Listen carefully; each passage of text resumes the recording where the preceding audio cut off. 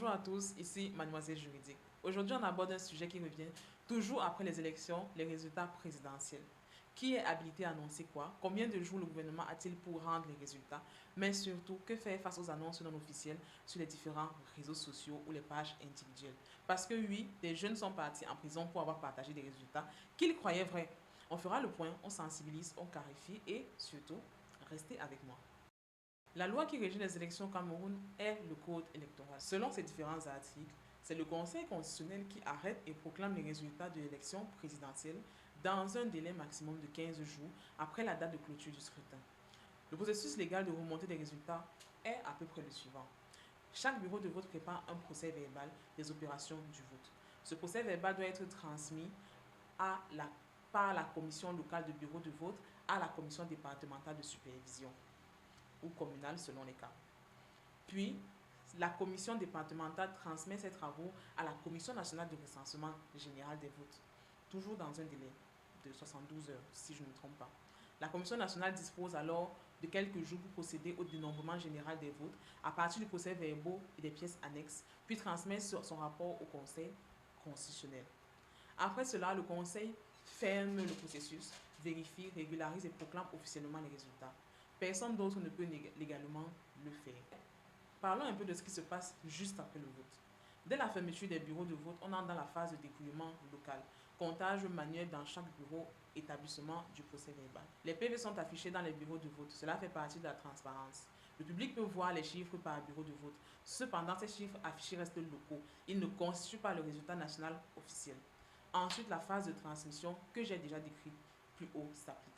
Quand le Conseil constitutionnel reçoit les rapports, il a jusqu'à 15 jours post-scrutin pour arrêter et proclamer les résultats officiels. Passé ce délai, la loi est violée si aucun résultat n'est proclamé. Qui est habilité à présenter les résultats? Le Conseil constitutionnel est l'autorité légale, comme je l'ai dit plus haut. Et les GAM, lui, organise le scrutin et assure le recensement des votes, mais ne proclame pas les résultats définitifs au niveau national. Le gouvernement, porte-parole et ministres peuvent faire des communiqués, rappeler la loi, demander la retenue, mais n'ont pas le pouvoir de déclarer un vainqueur avant la proclamation officielle. La loi est claire, la proclamation est faite par le Conseil constitutionnel. En ce qui concerne les annonces unilatérales ou prématurées, le gouvernement a plusieurs fois dénoncé la déclaration anticipée de victoire, notamment via les réseaux sociaux, comme étant illégale car contraire au code électoral. Les médias officiels ou traditionnels doivent respecter les délais légaux. Les plateformes sociales peuvent relayer des images de procès-verbaux, des bureaux de vote ou des tableaux provisoires, mais ces éléments ne sont pas des résultats officiels de l'élection présidentielle. La population ne doit donc pas tenir compte d'éléments comme étant définitifs. Les personnes qui partagent trop tôt ou affirment des résultats nationaux sans autorité peuvent être poursuivies pour troubles publics, incitation voire soulèvement selon le cas. En 2018, certains jeunes ont été d'ailleurs arrêtés pour avoir relayé et publié des chiffres issus des bureaux de vote de tableaux non officiels. Ils ont été accusés de propagation de troubles ou de tentative de soulèvement. Ces poursuites, en effet, montrent l'importance de la prudence. Dans ce genre de cas, comment vous devez réagir? Comment nous devons réagir? Avant tout, vérifions la source. Si ce n'est pas le Conseil constitutionnel ou un communiqué gouvernemental officiel, ce n'est pas le résultat officiel national. Ne partagez pas n'importe quelle image, n'importe quelle annonce provenant des pages non vérifiées. Cela peut causer des problèmes juridiques et encourager la désinformation. En cas de doute, attendez la publication officielle. Consultez plusieurs sources et les CAM, le Conseil constitutionnel, le ministre de la Communication et j'en passe. Si vous voyez quelqu'un être poursuivi ou menacé pour avoir relayé un résultat, rappelez-lui les droits d'expression mais aussi les limites imposées par la loi. N'encouragez pas la diffusion des fausses nouvelles, des fausses déclarations ou l'autoproclamation.